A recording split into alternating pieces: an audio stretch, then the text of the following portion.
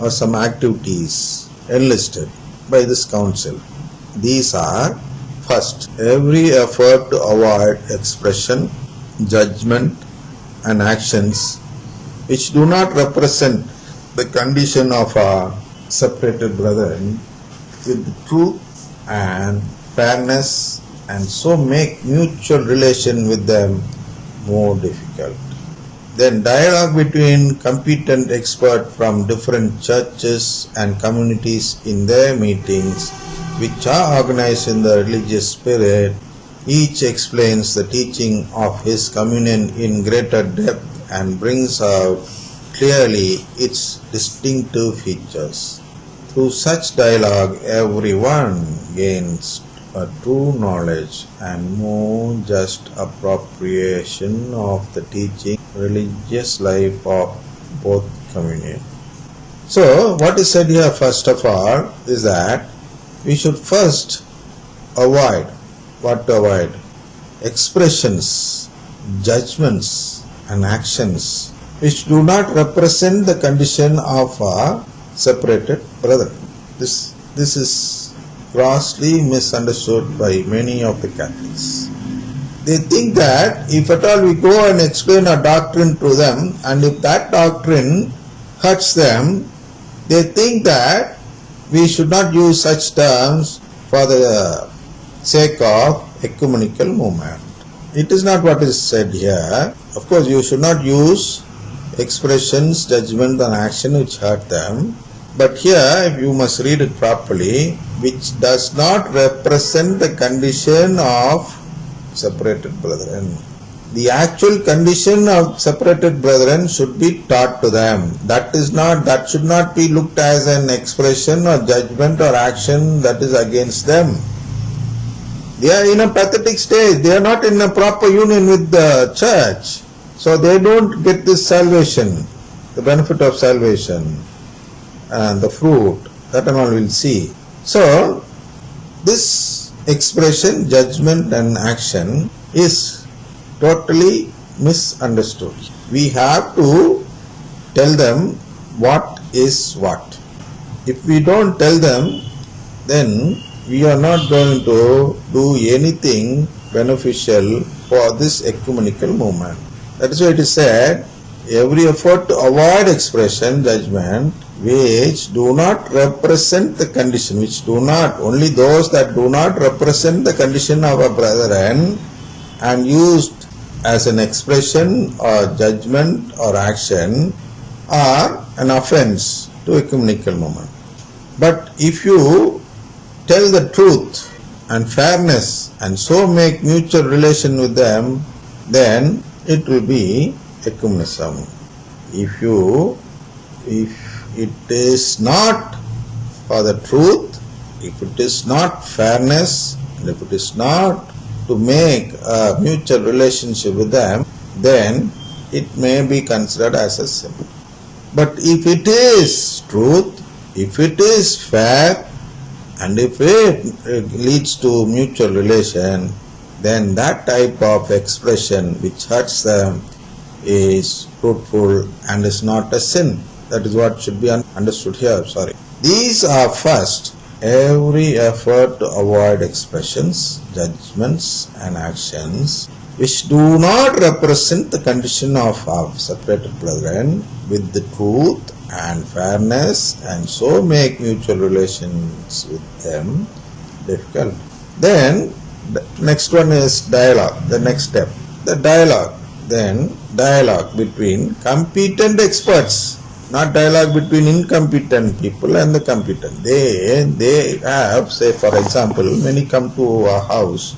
We don't know whether it is followed there in other countries, but in our country, in India especially, we see separated brethren coming with the Bible to meet Catholic people in their house, and they start to show the Bible and speak something which the Catholics don't understand.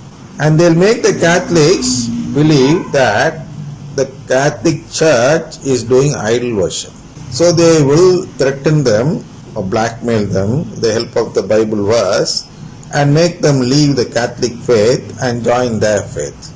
This is the disparity, or this is not fair on their part and our part, because we are not competent to do this dialogue with them. Catholics, mainly lay people, even fathers are not as far as I am concerned. I have taken a course in St. Paul's Seminary in Trichy, India, and there they gave this dialogue between other denominations. And in that course, they tried to explain, especially the main professor for us was the dean of that college, and he tried to express something. He tried to explain. He said something about foundation. What he said is that they have a different foundation and we have a different foundation. So we cannot go and make dialogue with them. So he asked us not to make any attempt on it and try to convince a person who is not ready to convert himself, or who is not ready to change his heart. So this was the main essence of the course. That is, they said different foundation. Yes, it is different foundation, but he was not able to say that they did not have the foundation of filial adoption, and we are built on the foundation of filial adoption. This difference he was not able to mention, though he was the dean of the college. He was not able to mention that difference, and he was not able to make us understand that difference, and he was not able to make us competent to do this dialogue. He just asked us to stay away from the dialogue. That's all. So from that, what do we understand? We understand that no one in the Catholic Church is actually competent enough to do this dialogue with the other people of other denomination or the separated brethren. It is towards this goal that we are making an effort through this program. The goal of this program is to make you competent to make dialogues with them, to make them understand what is wrong and what is not wrong, to make them understand why they are being separated. We are not able to get unified. These and all we should understand first, and then only enter into a dialogue. Without that, if you do all these things, like say between competent experts from competent, not only competent person, he should also be an expert in it. It says between competent experts from different churches and communities in their meetings, which are organized in the religious spirit, each explains the teaching of his communion in greater depth and brings out clearly its distinctive features. See, distinctive features. This is the main distinctive feature which the Catholic Church has while comparing with the separated brethren. None of the separated brethren believe in filial adoption or divine filiation. They don't believe that we are going to become descendants of God. They believe that we will be adopted as children of God, in the sense like how we adopt people here, like sponsoring them for the studies or for their daily expenses, like that. They think that God is going to adopt us like that. No, God is going to give us filial adoption. We saw that in the CCC itself. We believe in it. The Catholic Church believes in it, and this is the distinctive nature of our Catholic Church. That is a distinctive feature. When we make a dialogue with the other denominations, what we should do when we make dialogue with the other denominations? We should speak about this distinctive feature, about the communion in greater depth, and bring out clearly its distinctive feature. This is what is said about dialogues in ecumenical movement. You must remember all this, what I am saying, because we are going to discuss this in relation to charismatic renewal. People think that charismatic renewal is doing a perfect work in ecumenism, and without charismatic renewal they believe that there will be no ecumenism at all in this world. Actually, charismatic renewal is doing just the opposite of all this. They don't bring out this distinctive feature. They don't bring out this communion in greater depth. They know nothing of all this. They just start doing their prayer, their type of worship and prayer, and believe that it is the end of it in ecumenism. So we are going, unless you remember all this, when we discuss about the charismatic renewal, you will not be able to follow what is being said.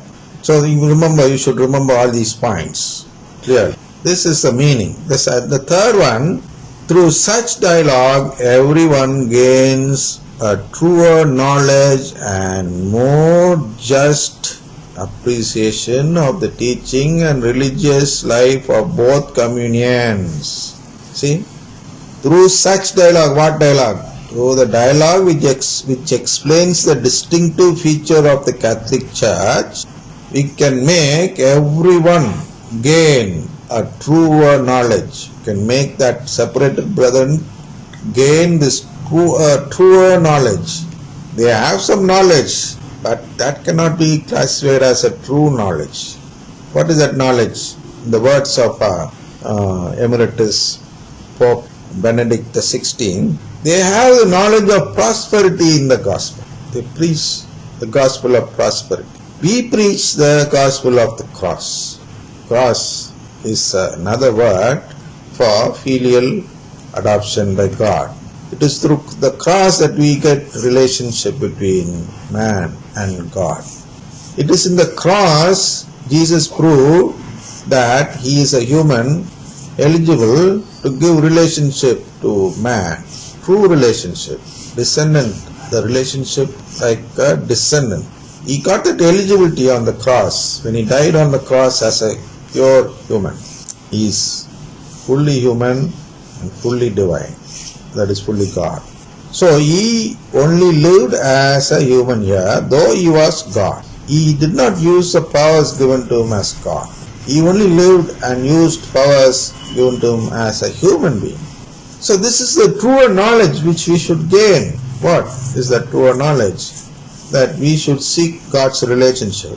But those people seek prosperity. So we should go into the depth. Their distinctive feature is prosperity, and our distinctive feature is divine filiation. Under divine filiation only we come with this Eucharistic Lord, the new covenant, and the church and other beliefs of the church and all comes. Without this divine filiation, that there will be no use of all those.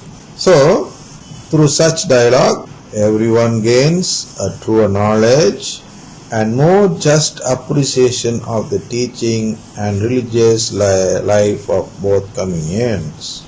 And the third, so far we saw the second one regarding the dialogue. And finally, the third one is, all are led to examine their own faithfulness to Christ's will for the church, and wherever necessary undertake with vigor the task of renewal and reform. This is the third one which Ecumenism speaks of. All are led to examine their own faithfulness to Christ. Not Christ, but to Christ's will. One should be faithful to Christ's will. They should examine their own faithfulness to Christ's will. What is that Christ's will? The will of Christ. What is the will of Christ? That is the call of God. We saw what is the call of God. He is calling us to become His children, to be filially adopted, and this is the will of Christ. So we should examine our own faithfulness to this will of Christ, the will for the church, and wherever necessary undertake with vigor and task of renewal and reform. So